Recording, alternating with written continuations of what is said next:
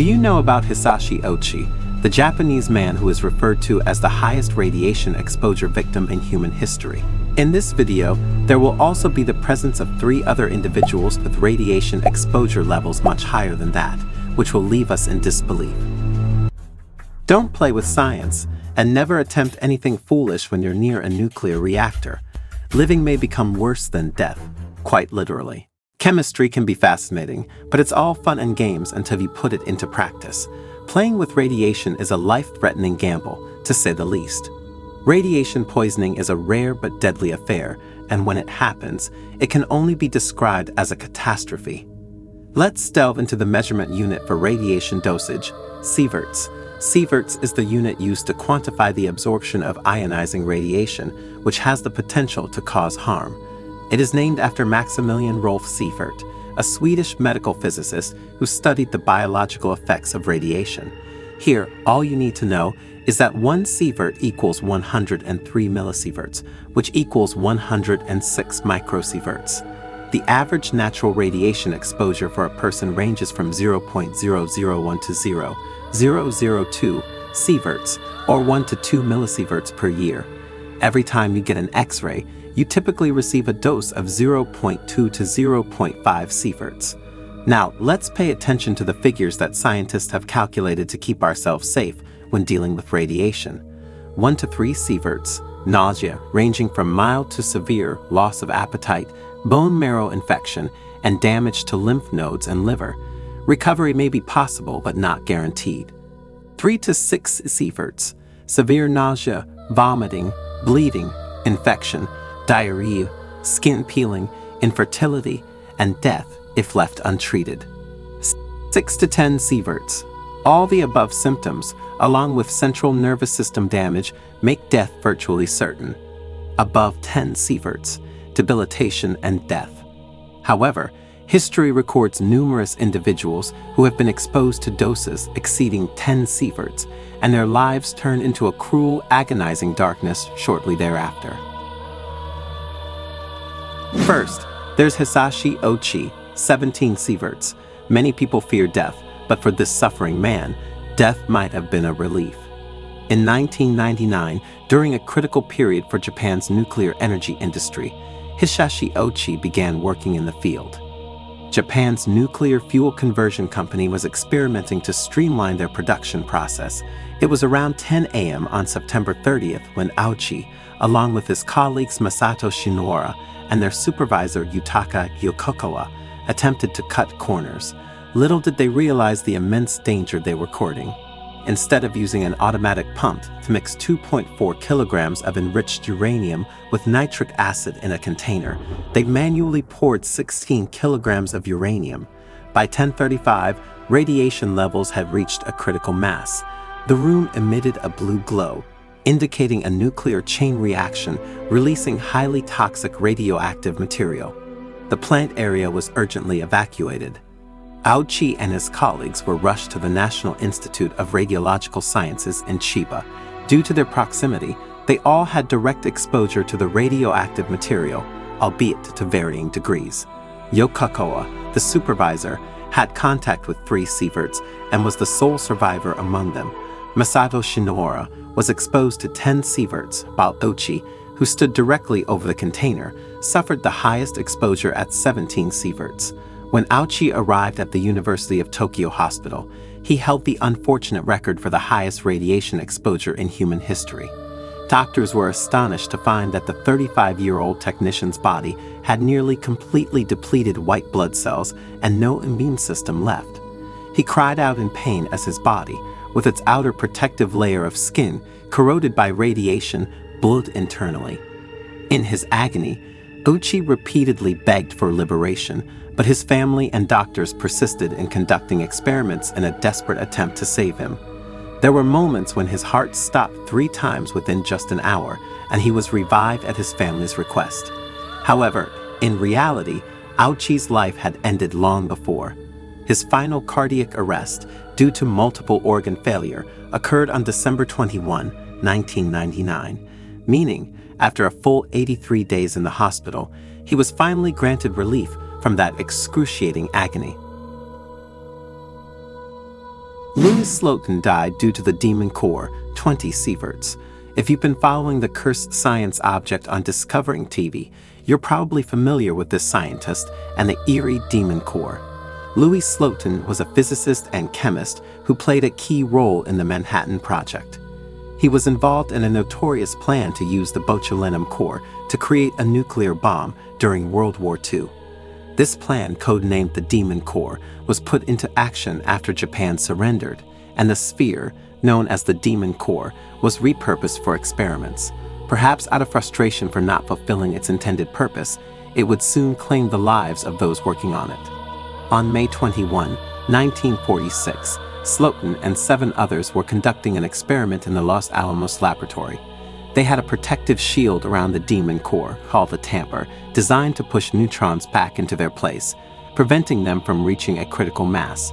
Safety regulations required placing a buffer between the tamper and the botulinum core, as if the tamper touched the core, it would reach supercritical levels, turning all of Los Alamos into a massive nuclear fireball. However, the daring scientist Louis Slotin decided to use a faster method. He removed the buffers from the tamper and instead used his trusted flathead screwdriver to keep the tamper away from the nuclear core. While demonstrating his tickling the dragon's tail method, he accidentally slipped, and the tamper lid slammed shut. The demon core reached its supercritical point, releasing a deadly burst of radiation. In this brief but intense exposure, it's estimated that approximately 3 million nuclear fission reactions occurred. Slotin's position shielded most of the neutron radiation from affecting his colleagues, but he absorbed a lethal dose of radiation, 1,000 radiant neutrons and 114 radiant gamma radiation in less than a second. This was equivalent to the radiation dose a person would receive if they stood about 1,500 meters from the blast of an atomic bomb, roughly 20 sieverts. Slotin was rushed to the hospital, but there was no reversing his critical condition. He passed away 9 days later. Scientists played with the possibilities of nuclear reactions with this dangerous chain, a practice known as tickling the dragon's tail. It's a tale from the nuclear history that's still remembered today as Dragon's Tail.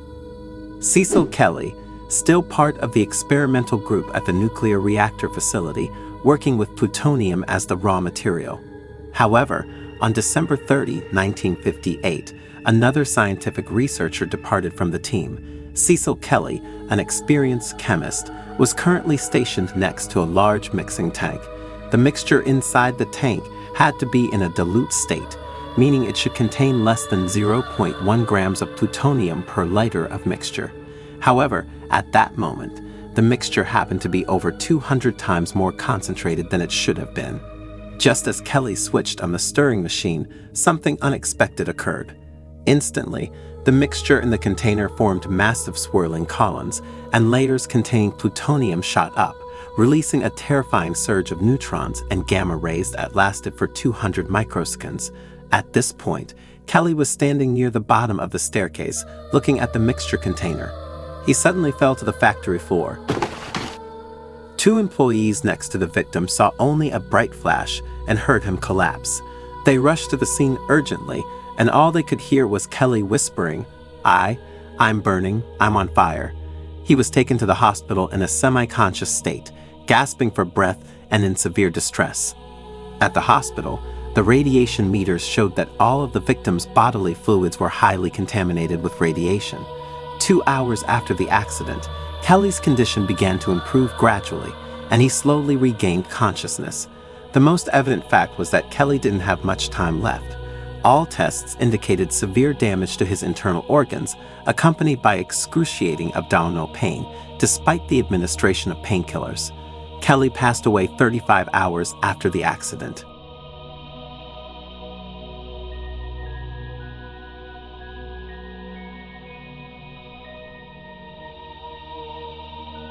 Alexander Lelachenko was a true hero during the Chernobyl nuclear disaster that occurred on April 26, 1986, at the Chernobyl nuclear power plant in the Ukrainian SSR, a part of the Soviet Union. This incident remains one of the most severe nuclear accidents in human history. Due to the lack of containment walls, a radioactive dust cloud rose from the plant, spreading across various regions in Western Soviet Union, Eastern and Western Europe, Scandinavia, and even parts of the Eastern United States. Large areas in Ukraine, Belarus, and Russia were heavily contaminated, leading to the evacuation and resettlement of over 336,000 people. Approximately 60% of the radioactive cloud settled over Belarus. According to a report in 2006, half of the radioactive fallout occurred outside the territory of the three Soviet republics. This catastrophe released a vast amount of radiation, about 400 times greater than the atomic bomb dropped on Hiroshima.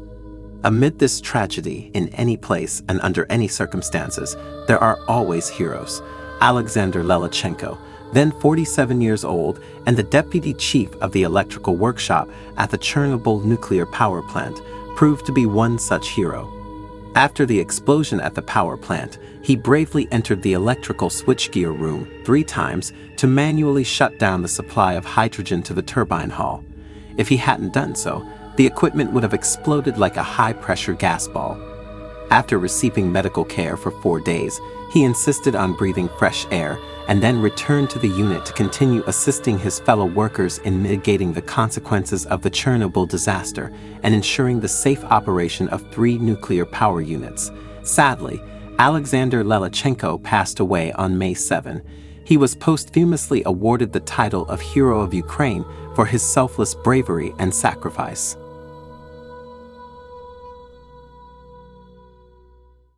And if you're eager to delve into even darker scientific mysteries, join us right away with the video Objects Cursed by Science that's currently appearing on the screen right here. Just click and watch it immediately. Thank you guys for watching.